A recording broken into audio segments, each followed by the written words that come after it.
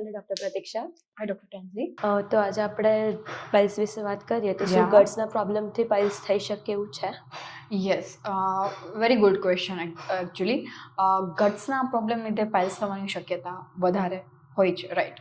ધો પાઇલ્સ બીજા ઘણા બધા રીઝન્સથી થઈ શકે છે, લાઈક લોંગ ટર્મ સિટિંગ, તમારું કોઈ એવું એનાટોમિકલ સ્ટ્રક્ચર હોય ઇન્ટેસ્ટાઇનનો તો, બટ ગટના પ્રોબ્લેમ લીધે પાઇલ્સ થવાના chances, yes, there is 100% chances of having piles if you having gut. So basically gut માં કોઈ જો ઇશ્યુ હોય તો થાય છે શું કે ઇન્ટેસ્ટાઇનની મૂવમેન્ટ છે ઇમ્પ્રોપર થઈ ગઈ છે. આપણે જ્યારે કોઈ ખાવાનું ખાઈએ છીએ અને ડાયજેસ્ટ કરીએ છીએ તો ડાયજેશન વખતે જે પ્રોપર મૂવમેન્ટ થવી જોઈએ એ ઇન્ટેસ્ટાઇનની પ્રોપર મૂવમેન્ટ થશે નહીં.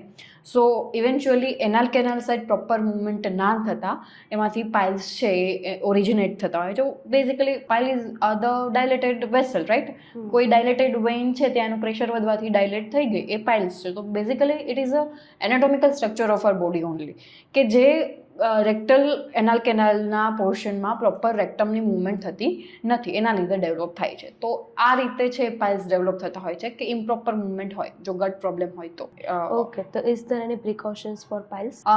યસ, પ્રિકોશન્સ માટે the food is prevention treatment. Because જેવી રીતે તમે તમારા ગટને ફીડ કરશો એવી રીતે તમને એ આન્સર આપશે. એક ગુજરાતીમાં કહેવત છે કે આપણે જે ખાઈએ છીએ એ આપણે બનીએ છીએ, રાઈટ. તો તમારું આખું જે ગટનું હેલ્થ છે ટોટલી ડિપેન્ડિંગ ઓન યોર કે તમે શું ખાઓ છો.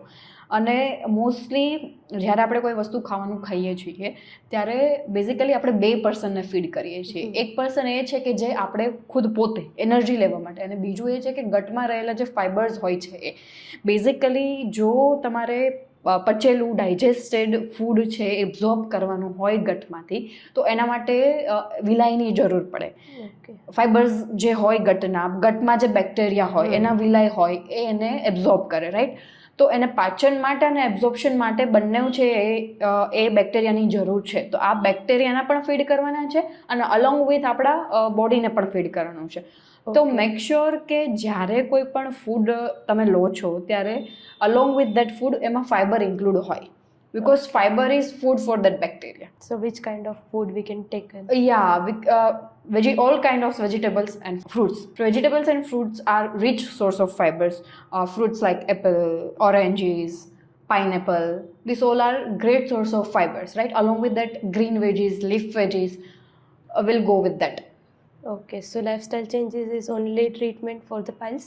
No, lifestyle changes is a prevention for pile. Or if you have that mild degree of pile, which is not bothering you that much, then it is the prevention treatment for piles. If you are suffering from that severe pile which has bleeding and every time you go for the defecation you have pain over that particular area, so then you definitely need to consult with the doctor and plan your treatment accordingly. Here at Bankers Vascular Hospital, we have a particular non-surgical pile treatment which is called hemorrhoidal artery embolization. As we have discussed earlier, it is proper non-surgical technique.